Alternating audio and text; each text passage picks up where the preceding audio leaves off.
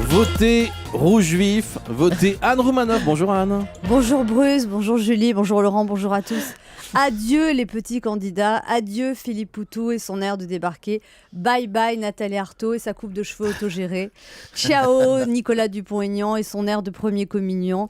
Eva et ses lunettes pas jolies. Bonne chance Jacques Seminade pour ton voyage sur Marche. En tout cas, merci, vous nous avez fait bien fait rire. Et salut François Bayrou qui, à force d'être au milieu, est passé encore une fois complètement à côté.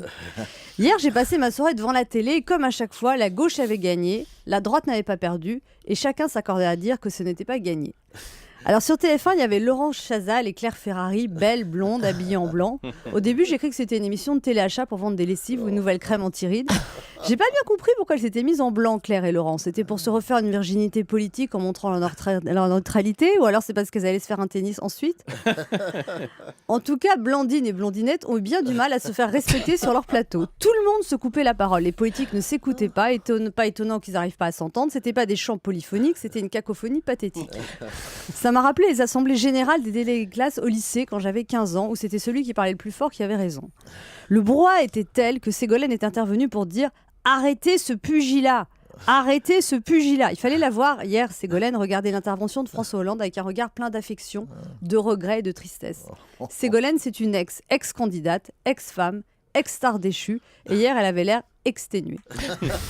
Alors la surprise de la soirée, ça a été le score de Marine Le Pen, 7 millions d'électeurs, un Français sur 5, donc dans ce studio on est 4, le prochain qui rentre, il a peut-être voté Le Pen. Hier, les politiques ont tous évoqué les électeurs du Front National, et quand ils en parlent, ils parlent donc de Français qui souffrent et qui se réfugient dans un vote extrême.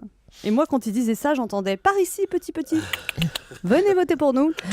Électeurs du FN, venez manger mes salades. J'accueille tous les Français, toutes les voix m'intéressent. » C'est bizarre cette expression, électeurs qui souffrent. Et les électeurs des autres partis souffrent pas peut-être ? Vous croyez que les électeurs des Verts, ils n'ont pas souffert quand ils ont vu le score d'Eva Joly qui a été une catastrophe écologique ?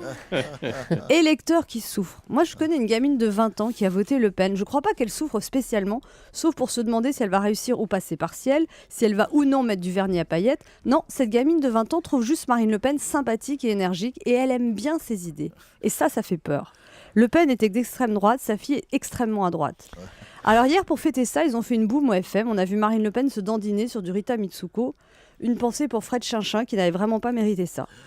Sinon, les commentateurs ont passé la soirée à s'étonner que les sondages se soient trompés. Moi, j'ai envie de dire tant mieux que les sondages se soient trompés, sinon à quoi ça servirait qu'on aille voter ? Pensez-y pour le deuxième tour. Il ne faut jamais vendre la peau de l'électeur avant qu'il n'ait voté. Merci beaucoup Anne Roumanoff. On vous retrouve demain sur Europe 1 bien sûr.